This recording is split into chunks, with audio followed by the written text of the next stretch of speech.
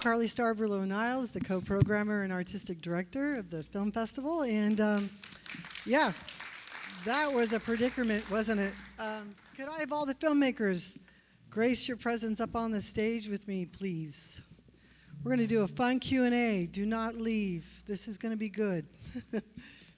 Why don't we just simplify and say your name, where you're from, and what your film is, and maybe if you're nominated for something. We'll go down that way.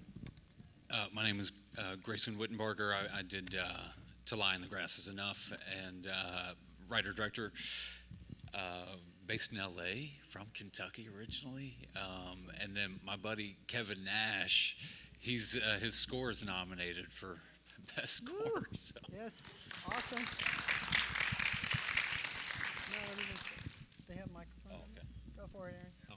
Hi, my name is Aaron Saldana Cisneros. I am a local to Oceanside, so I've lived here all my life. It's a big honor to be showcased here. I did the film Dial. It was the music video that was played second. I don't know if you guys, a few stragglers came in late and maybe didn't catch it, but yeah, just super honored to be here. Hello, my name is Bennett Curran. I'm originally from Phoenix, Arizona, but I live in Burbank, and I made California is Burning, which was the black and white Eaton Fire documentary. And it's nominated for Best Student Film and Best Editing. That's right. Hello, I'm Razan. My film is Displaced. I'm from Lebanon, and it was nominated for Best Art Direction. My name is Zachary Sandberg. I was the director of photography for The Liars of Black Mountain Road. I'm from Orange County, California, and I'll let Parker say the rest. I'm Parker. I'm the writer-director of Hell, which was the first animation, and Liars of Black Mountain Road.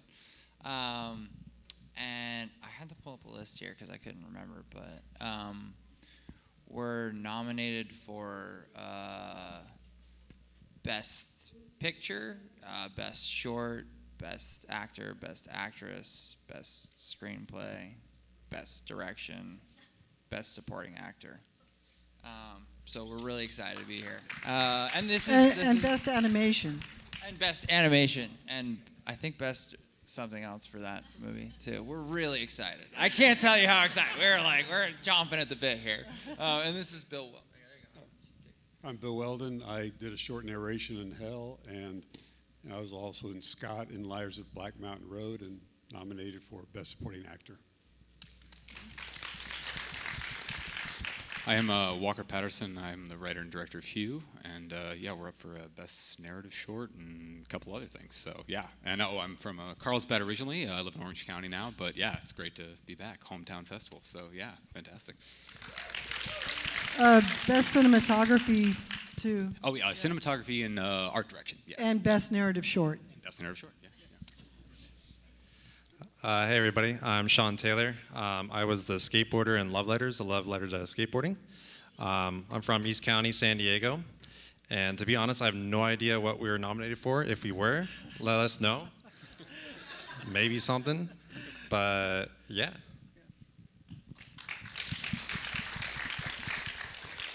And I'm Alec. I'm from San Diego, and I did all of the rest of Love Letters. Awesome. It's such a beautiful block. I think we're all wanting to understand maybe concepts or connection or what your souls were reaching out for as, poetic, what's your poetic license here? Like, what were we thinking here, Grayson? Are we all locked in a room? What was that beautiful piece of poetry that you gave us? Oh, thank you very much. That's very sweet. I don't know. I think we all get caught up in feeling stuck some days. We feel like we could maybe be pushing more. We have the tools available to us to get out of our endless loop of day after day. And That's all it was. It was just me. I had set a goal for myself to be directing my first feature by the time I was 35. I am now 36. So that short was a response to that, because I felt like I was doing stuff but not doing enough. And so it was just feeling stuck. Yeah, I think it's amazing to just complete a film. That's what people don't understand. Everyone can start a film, you can write a film, you can have it on a hard drive somewhere, but literally to finish it. So, I mean, what an ending. That was really beautiful. Thank you very much, and kudos to everybody else who finished their films. So, Aaron, was that person, were we searching for that voicemail that we've always heard, or the people we miss? What were we looking for in Dial? Yeah, I think, I mean, with anything, really, it just starts with, I feel like films rely a lot on the music, and Dan was the musician of the song, and when I first heard it, it just struck me with such longing of grief and yearning that I just had to sort of encapsulate those thoughts and those feelings. I think the same year that we made the film, my grandmother had died, and so it always feels like whenever you have like the post-funeral, reception, you're always kind of waiting for them to come through the door again, even though they never will. So that was sort of the feeling that I wanted to capture with the short film, or with the music video. But yeah. Yeah, it was a beautiful homage. Yeah. Thank you. And Bennett, I mean, boy, that was beautiful. It seems whenever we're in those situations as documentary filmmakers, that film turned out to be something else, didn't it? We watched your journey, and you beautifully did it with your visuals, and you helped us there. I mean, you wanted to grab your camera and go capture something, it seemed, but then the story was a gift, wasn't it? Or Yeah, absolutely. So, of course, I live in Los Angeles, and last January I evacuated like very many other people when the entire city went up in flames. And I was in Laguna Beach, and there was like a string on my heart that led me to Altadena, and I was just pulled with my camera and my archive. All I had was a single roll of 16mm black and white film. And I had my Bolex with me. That's just what I had. And I noticed the media attention was going elsewhere. And as I arrived in Altadena, of course, there's the devastation and there's the hardship, which is all the media will push. But then there was a true story of compassion and resilience when I was met with such kindness by the residents. And as I was speaking with people and hearing their stories, I realized that not very many people were uplifting the truth of the real resilience of the community. And that's where I was led to focus, and the story just unraveled. I had no intention of making a documentary, but as I continued to speak with people, I had no other choice but to keep filming. and did you use the whole 16, your roll? Did you use another source, or was it all shot analog? It's all analog 16mm film. I shot 11 rolls of 100 foot, which means there was only 33 minutes of footage, and it was cut into 10 minutes, which if you make films, normally you have a couple hours. So that's most of the footage. Yeah, it was a really thoughtful process, I imagine. Absolutely. Yeah. And Displaced, that art direction just led us right through that portal of your mind, it seems. I personally have never understood the displacement of war in my country, so it was wonderful for you to give us a glance in your heart. Is that what were you after? A belonging, or explain to us? Being from the Middle East, it was really important to me to shed light on this topic, and it was really important to me, like, despite all the death, the tragedy, the loss everyone was facing, to spark hope, to show that it's okay to hope for a better tomorrow. It's okay to want to live in peace. And I think there's so many things that are being made currently and before and all the time in the Middle East, and it's mostly movies, it's about all the loss, all the death, and what everyone's endured. And I thought it was really important to also make something about hope, to show, yes, this is the reality of how life is during war, during pretty much all the time in the Middle East, but it's also if you get out, if you're free, if you're safe, it's okay to live guilt-free and to want to live all the time in peace, like the rest of the world, you know.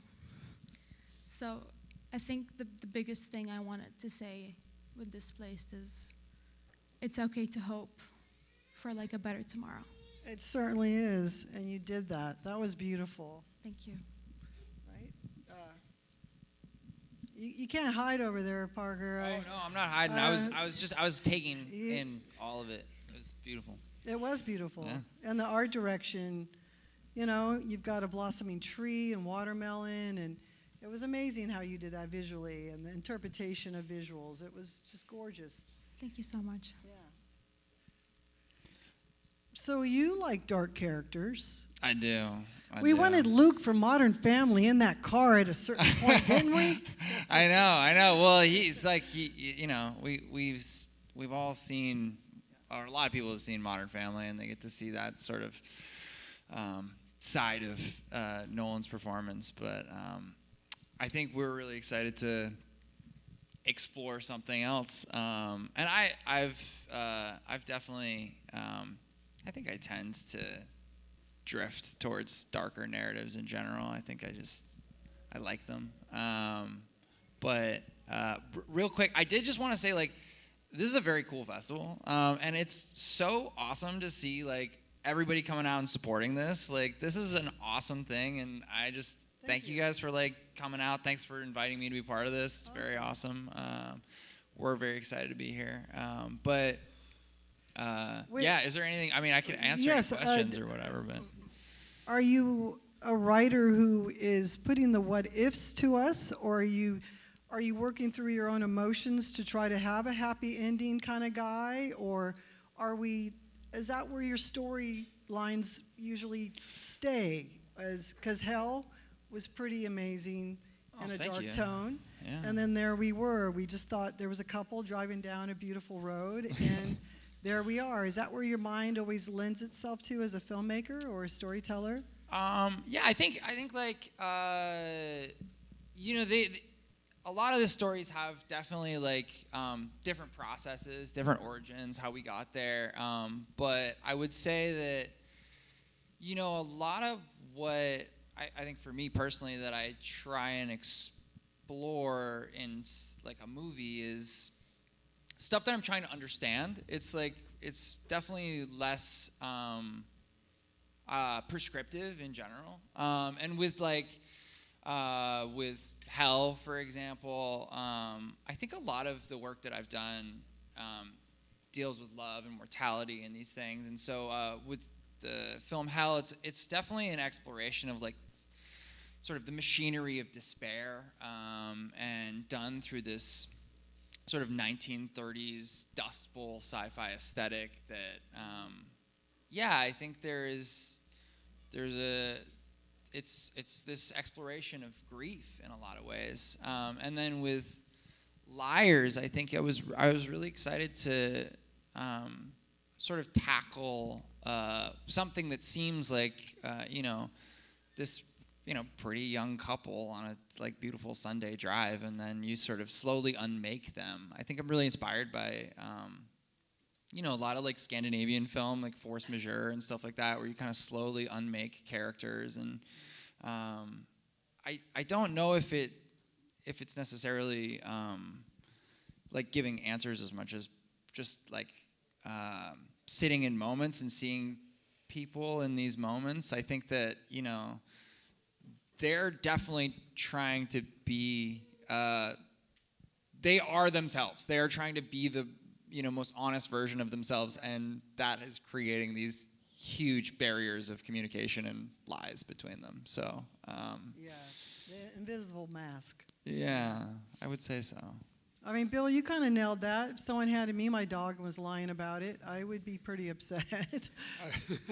I want to say I probably never did so little in my life as an actor. But you really did explain. I felt what he felt. I think kind of we all did.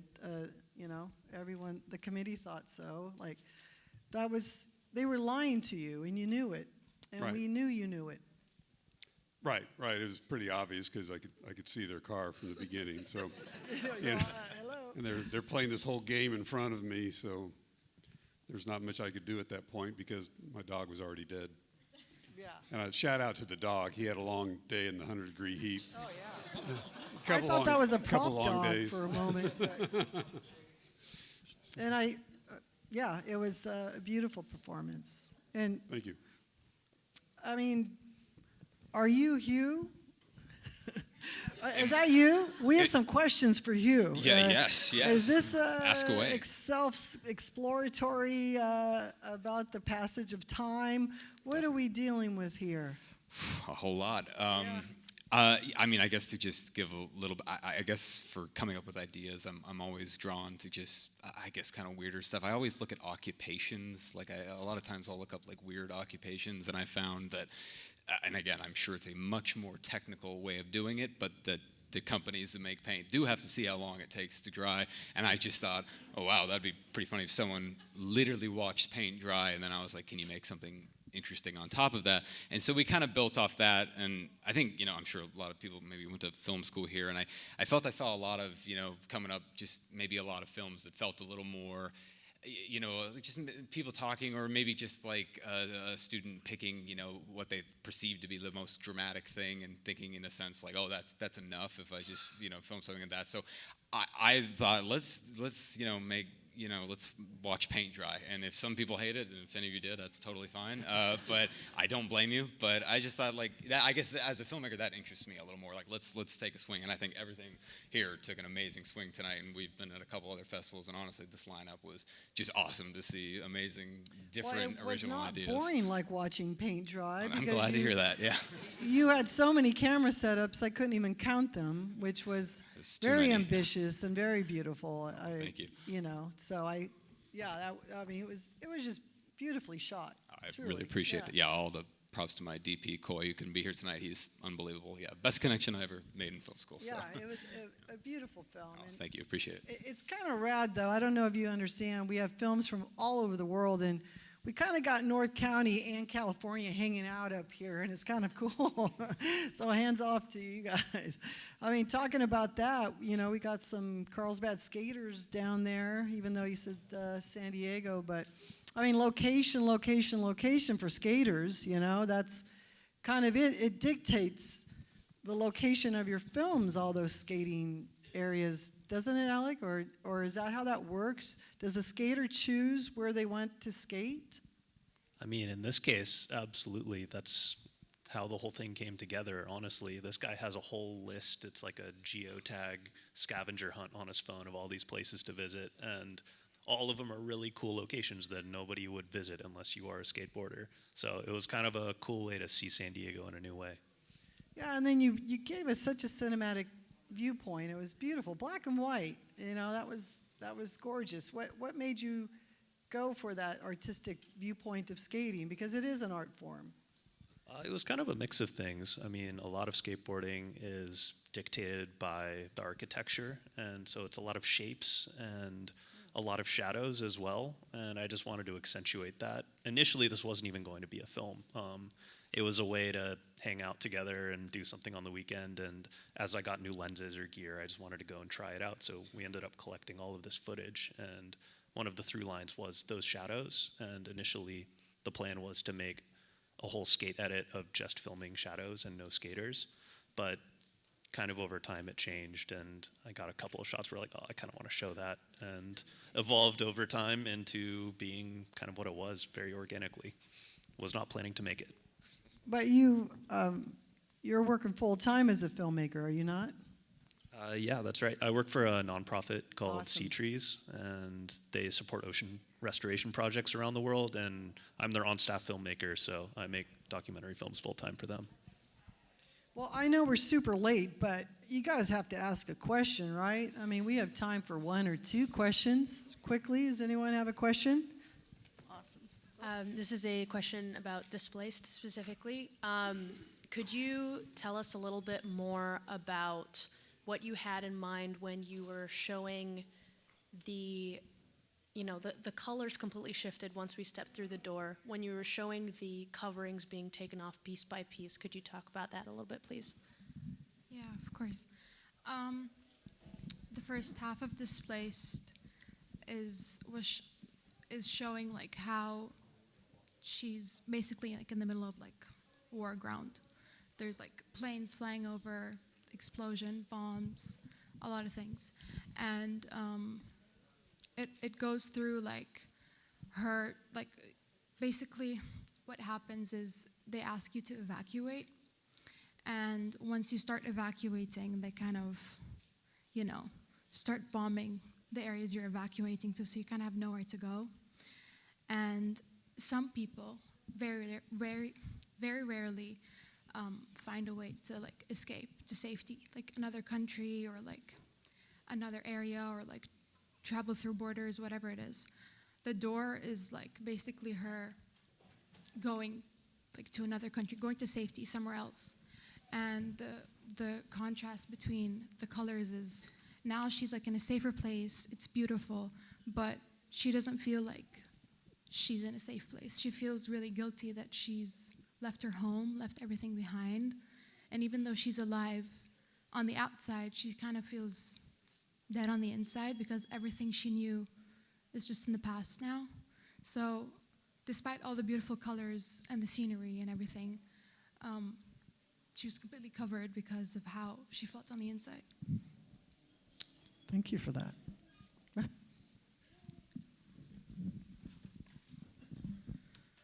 Hello, I have a question for the To Lie in the Grass is Enough. So I'm kind of was flattered by the ending. The ending was very interesting. I have a question: why he didn't hammer the wall?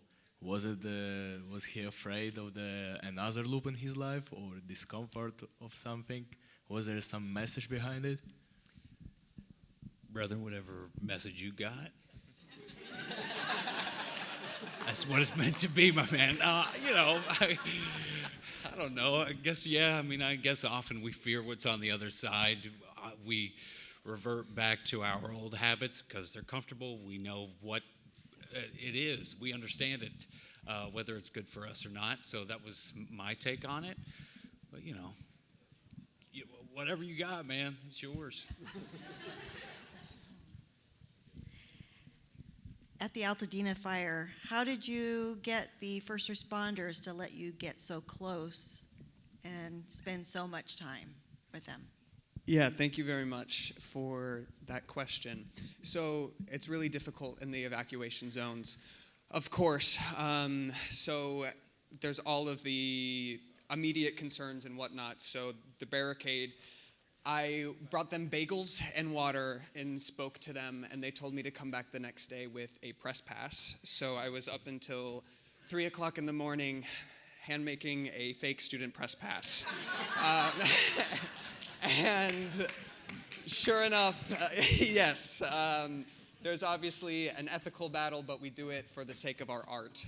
But they were very friendly, the National Guard, and I was so struck by their kindness that I just shot the California Military Department an email, and before I knew it, I had a call from the lieutenant, and they invited me down to San Diego, to El Cajon, and that was the first time the El Cajon Armory had ever been documented. So it led kind of to something pretty special. Yeah, thank you. All right, well, this is Predicament. I'm sorry, we're getting kicked off the stage. We have the greatest next block coming up, sci-fi, and then tonight we have Join the Club, which is up for Best Picture, and it's extraordinary, so hopefully you'll stick around. So one more round for these talented people.